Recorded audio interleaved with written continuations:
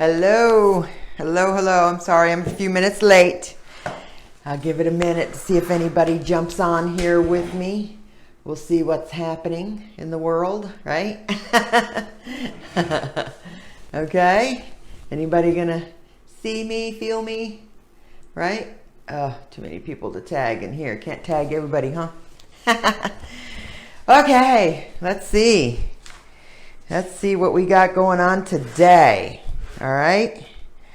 Topic of conversation today is, are you building your business on rented land? Right?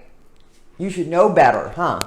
You should absolutely know better than to do that, don't you? As realtors, you know not to build your business on land that you don't own, don't you? You should, huh? All right, well, that's our topic of conversation today. And what does that mean? I'm referring to your email list. I'm referring to your data. I'm referring to your book of business. All right.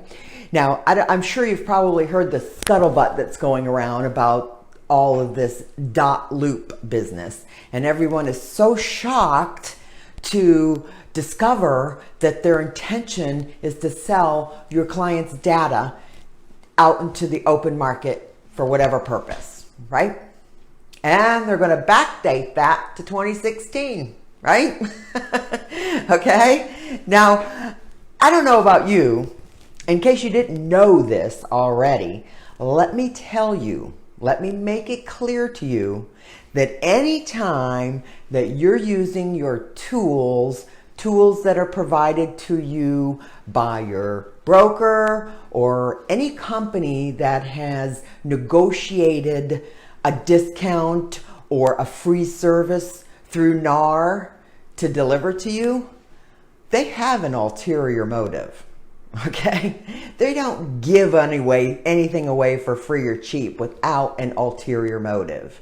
Okay? So know that if you are building your business on any tools that are directly negotiated by NAR, or if you've got a big box brokerage that, has required platforms that you're to use and websites and CRMs, you have to know in your heart of hearts, right, that data is being harvested. Okay? Your sphere of influence will be marketed to after you leave that brokerage. Okay? So you have to know that. All right? And you have to protect your own data. All right? So if you're using any tools that are provided to you by NAR or that are negotiated discounts, you got to take that into consideration. Whether it's a website, whether it's HomeSnap, whether it's Remy, whether it's eProperty Watch, right? I mean, I even have a platform that, oops, sorry if I touched my microphone. There's a platform that's free of charge to us and our MLS. It's called ePropertyWatch.com. It's directly connected to CoreLogic, and if you plug in the owner's name and their email address, it's going to pop up the values for them, and it's going to market to them every 2 weeks with your contact information, of course. But what are they harvesting there? What are they harvesting? They're harvesting homeowners' information with an email and a name and an address, right? I know that they're going to grab my data at some given point in time. I know that by using that platform. All right. So that's, if you know it going in, then you have no excuse, right? All right. Hey, Kelly, how are you? I'm just glad you could join me. Hopefully you're still with me. All right. So we're talking about building your business on rented land today. Okay. That's land that you don't own. That's tools that you don't own. That's tools that are shared by your brokerage. Okay? Those are rented land. That's rented land. Okay? Now I want to talk about three things why agents have such a roadblock to getting an email list up and running and nurturing through email. What are the three blocks that are stopping you from getting this piece of the puzzle up and running today. Okay? Most of it is you just don't know where to start.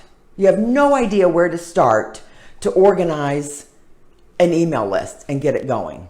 If that's you, drop in the comments and say, hey, even if you're watching in replay, okay? Say, that's me. Number one, that's me. You don't know where to start to get an email list up and running, okay? Number two, you're probably feeling like you need to sit and wait for more followers. You don't need to sit and wait for more followers. You need to nurture the followers you have, okay? I don't care if your email consists of 5 people and 2 of them are family members, all right? You know what I'm saying? You know what I mean? You need to get this organized and up and running, all right? And if you'll sit down and go through your Facebook friends or old address books or your telephone, I guarantee you can pull 150 people together and put on an email list. All right? Not a whole lot of criteria there. Just 150 people in your local area, right? There's no sense in really pulling out of the area emails together. You want to start with what's local to you, all right? Remember, everybody needs a roof over their head. So everybody needs to go on this email list, all right? Okay? And number 3 is the tech just stresses you out, right? If number 3 is your Achilles heel, let me know in the comments, all right? All right?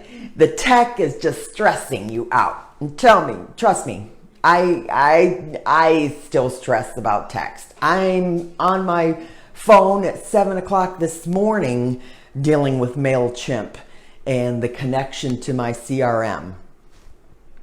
Something all of a sudden isn't sending my email out. So I'm working with tech support today and it's stressful.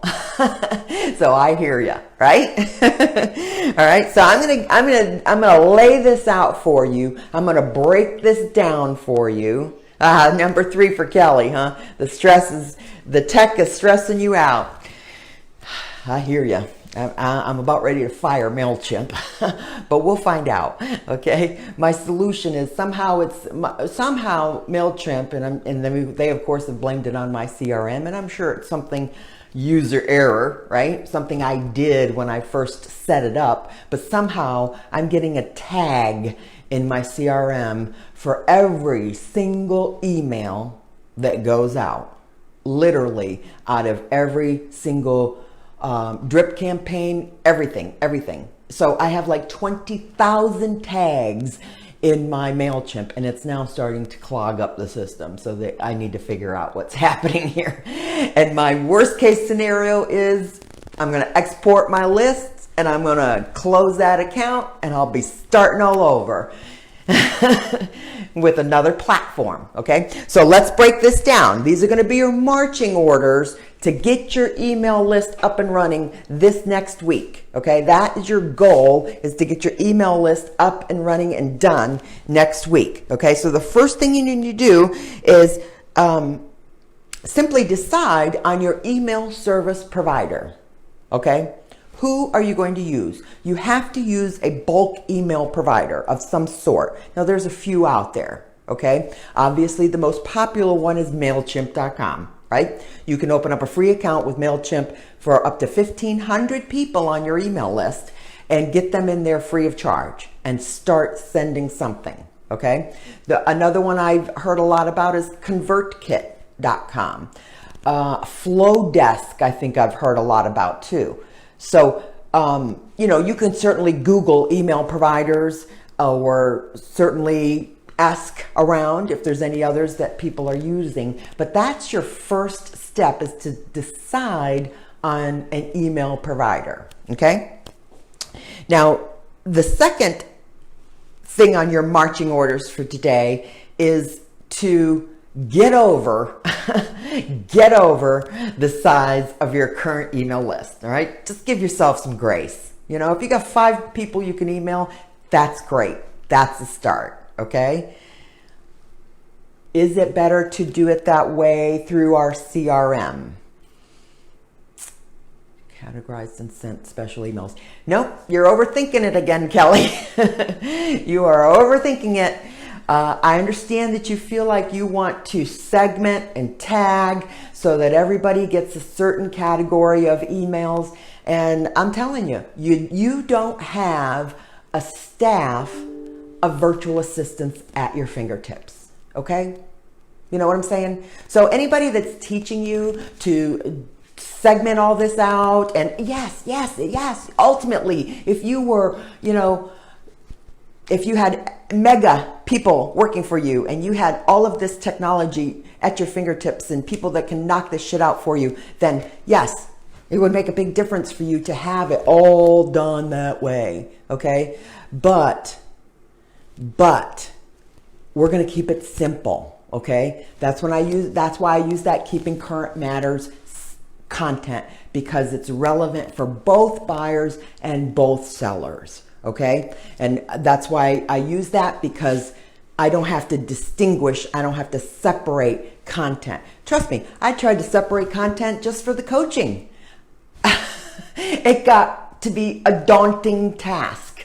There's no way I could separate my buyers and my sellers for my brokerage business and maintain continuity and consistency in delivering content, okay? One list, one email weekly goes out the door. Don't think twice about it, okay? All right? Yes. And you understand the whole concept of keeping your email list to your own. That's your book of business. That is your foundation, okay? You've heard me, Kelly, tell stories, and I'll share them again real quick here for anyone who's going to watch and replay. But I listed 4 properties from one individual last week that have been on my email list for probably over 12 years. And there was no competition. There was no competition for me to pick up those 4 listings. I had no other agent I was competing against. And most of my listings are that way because they're all plugged in. They're all in my social media. I very rarely compete for a listing unless it's just a cold call. Somebody calls and says, hey, I'm interested in listing my property, and I go out and interview. Other than that, then that's a rare occasion for me. You know what I'm saying? Because most of my business just comes from my email list. Now I'm going to tell you a little bit of relationship that I developed when I first started list building, probably 20 years ago, okay? Before the internet and quite frankly, before email, right? God, that makes me feel old. I was telling Kelly this story the other day in our funnels group that I have a client, Mr. Decker, that responded to my first list building activities 20 years ago. And that consisted of, I put a little classified ad in the Penny Saver newspaper, which is just a rag classified paper that's local here to us. And, my first list building activity was, get on my list of foreclosures and receive a list each week. So every week I would print out the HUD foreclosures that hit the market that week and physically mail them to my list each and every week. Now, we're talking stuffing envelopes and sealing and stamping and bringing that shit to the post office, right? Thank God we don't have to do that anymore, to communicate with our people, right? All right, so think about that, But I have this client, Mr. Decker, that responded to that list building activity 20 years ago. And I have, over the course of years, sold him investment properties. I taught him how to be a flipper. I taught him how to renovate. He's an elderly gentleman that's retired and he's handy. He could do the work. He just needed to be sold and then marketed the sale for the flip. All right. You get 2 when you work investors and cultivate them. Right. And then he got tired of doing physical work for himself. And then he turned into a lender and started funding properties and transactions for me. And of course, I connected him with other investors who were buying and selling and flipping. So he ended up funding transactions for the last several years. But you know, that's where that relationship came with. And trust me when I say he has been nurtured and nurtured and nurtured for 15 to 20 years. Okay? And I'm going to guess I've probably done 20 or 30 transactions with him over the course of 20 years, you know. But that's the kind of relationships that you're looking for to solidify your business, okay? All right, that's the goal, okay? So now, number 3, let's talk about the tech, okay? Once you get an email service provider chosen, your tech should be pretty much taken care of. Now, I understand you've got some issues sometimes depending on where your funnel is dumping, okay? You know what I'm saying? When you've got a funnel created and you've got people starting to come in your door, where are they coming into? Okay? Are they coming into your website? Are they required to have registration? Are they getting a campaign sent to them? All right? Are they getting invited to your social media? Are they getting engaged on your email list, right? These are things that you have to put in place all along the path there, okay? All right, so the tech itself should resolve itself when you decide on an email service provider, and hopefully you can get that all up and running, all right? But if you need some help, certainly let me know, okay? I'll see what I can do to guide you a little bit, okay? All right, so that's that. I mean, that's your marching orders for next week. Now, Kelly, we'll talk Monday on how you did with your big 3 this week, right? And then if anybody's watching this in replay, go ahead and tell me in the comments that you're going to put your email list on your big 3 for next week. All right, that's your marching orders. Decide on your email service provider. Get your data plugged in there, right? And then go ahead and resolve any tech issues you may have so that you can deliver this content weekly, okay? I deliver mine on Saturday morning. My whole concept is, you know, grab your cup of coffee and join me in your email, right? So, you know, kind of think of something a little creative like that you can use to promote your email list on your social media. Okay? Because when I talk about building your business on rented land, your social media audience is rented land. Okay? You don't own that audience. Facebook owns that audience. TikTok owns that audience. Instagram owns that audience. You do not. Okay? So your goal is to get those people off social media onto your list. Okay? Email, okay, you are good. You got that done this week, right? Email list is all scrubbed, ready to go. God, I hate scrubbing my email list. I hate scrubbing my CRM, and I've had to do that a couple of times over the years. You know, I feel like when I have to do that, when I feel like something is falling through the cracks, when someone isn't following my little system, you know, I'm talking about my husband and my son, right? Right? But I literally have to start from A to Z and physically go through and review every profile, make sure everything is in order, all the saved searches are created, all of the phone, you know, if they've got a phone that they're tagged for a follow-up call, that they have a campaign running on them that's relevant to them, right? So, you know, these are some of the things that you have to do to scrub a CRM, isn't it? But you're going to want to make sure that it's ready to receive, okay? You know what I'm saying? There's no sense in spending money on Facebook ads unless your website or your CRM is ready to receive seamlessly your contacts and prospects when they come in the door, okay? All right, so I feel like you guys got some marching orders here this week. I want to see you get some emails up and running, right? get a campaign going. You don't have to, don't overthink it, seriously. And if you think you don't even know what to say in an email, do a brainstorm. Just do a brain dump. Just sit there and think about all of the single topics that you could come up with that would be relevant. But mostly, they really just want to hear from you. I mean, to me, my emails that go out, like Kelly and my students will tell you, my emails that go out to my real estate database, I use the KCM content, and that gives you the ability to type your own personal message in there. They get a letter from me, like I'm talking to a girlfriend.